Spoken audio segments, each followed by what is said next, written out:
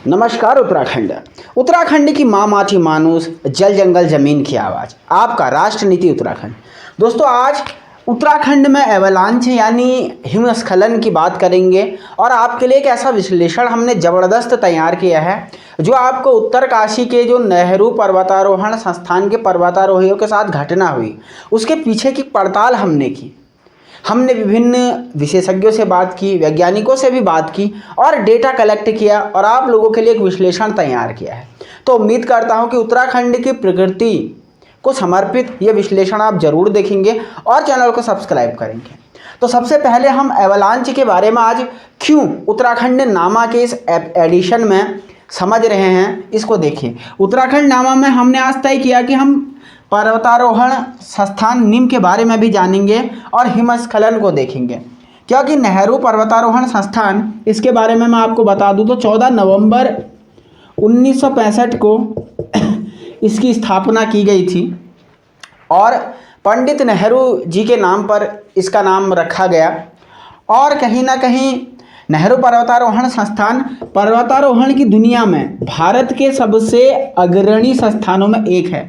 यानी कैसे ट्रैकिंग की जाती है, पर्वतों पे चढ़ने की कला, पर्वतारोहण की कला, इस प्रकार के चीज़ों में ये हमेशा से नंबर 1 रहा है और उत्तरकाशी जनपद में ये वर्तमान समय में स्थित है।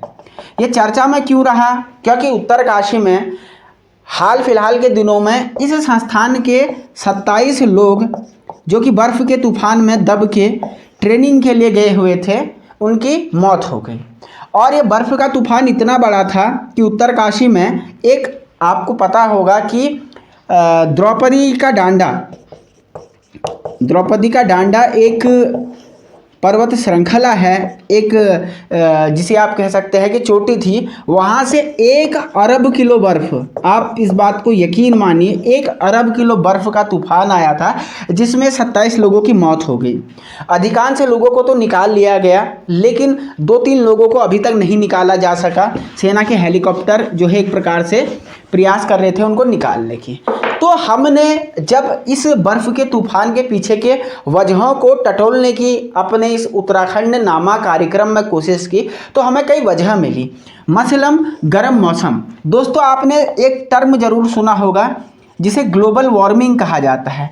ग्लोबल वार्मिंग कहने का मतलब होता है कि ये पृथ्वी है और अगर इस पृथ्वी का एवरेज टेम्परेचर या औसत तापमान अगर बढ़ जाता है तो इसे कहते हैं ग्लोबल वार्मिंग। यानी पृथ्वी के जो हीट है, औसत एवरेज टेम्परेचर में वृद्धि होती है।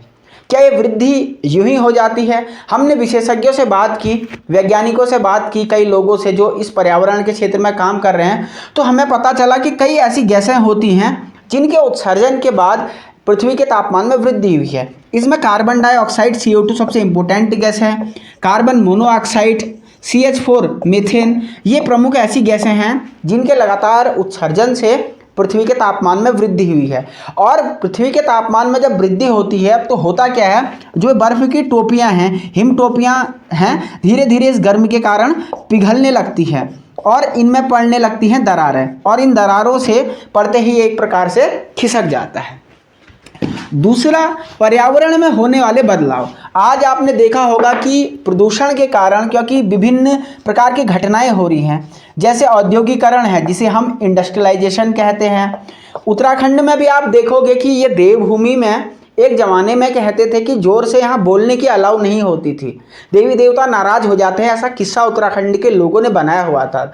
लेकिन आज की स्थिति ऐसी है कि यहाँ पे बड़े बड़े भवन बन रहे हैं, मॉल बन रहे हैं, जनसंख्या का यहाँ पे विस्तार हो रहा है और औद्योगिकरण, इंडस्ट्रीज यहाँ पे लगाई जा रही है। तो ऐसे में यहाँ के जो पर्यावरण में बदलाव आया है, इन्वायरमेंटल चेंज आया है, उसके कारण भी हिम टोपियाँ पिघली हुई हैं, पर्यावरण बदल रहा है। न सिर्फ इतना बल्कि 2013 में आपको केदारनाथ आपदा जरूर याद हुई होगी, जिसमें 10,000 लोग, यहाँ तो केवल 27 लोगों की मौत हुई, लेकिन वहाँ पे चौराबाड़ी ताल जो कि रुद्रप्रयाग जनपद में है, उसमें टूट होने के कारण इतनी बड़ी आपदाएं थी।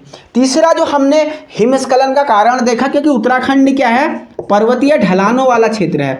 पर्वतीय ढलान कहने का मतलब कि लूप वाली चीज़ें रहती है। अगर माना ये बर्फ़, ये एकदम तीखी तीखी एक प्रकार की पर्वत की चोटी है। अगर इस पर्वत में मान लिया यहाँ से कोई ग्लोबल वार्मिंग के कारण बर्फ में स्क्रैम्प आ गया, टूट आ गई, तो नीचे ढलान होने की वजह से धीरे धीरे वो खिसकते चले जाता है और एक बार जैसे ही उसकी मेन ग्लेशियर से पकड़ छूटती है तो नीचे को जो है लॉन्च हो जाता है और इस ढलान के कारण नीचे को ये आसानी से खिसक जाती हैं। इसके अलावा कई प्रकार के आंधी तूफान जिसमें हवाएं होती हैं और कई प्रकार की जो है तूफानों के कारण भी ये कहा जाता है कि हिमस्खलन हो जाता है। तो ये हमने कुछ जो पर्यावरणविद हैं उनसे बातचीत करने की कोशिश की थी, जो विज्ञान वर्ग के छात्र हैं और कुछ हमारे विश्वविद्यालयों के भी प्रोफेसर जो भौतिकी और पर्यावरण विभाग के हैं, उनसे भी हमने बात करने की कोशिश की और ये जानकारी आप लोगों के लिए जुटाई है।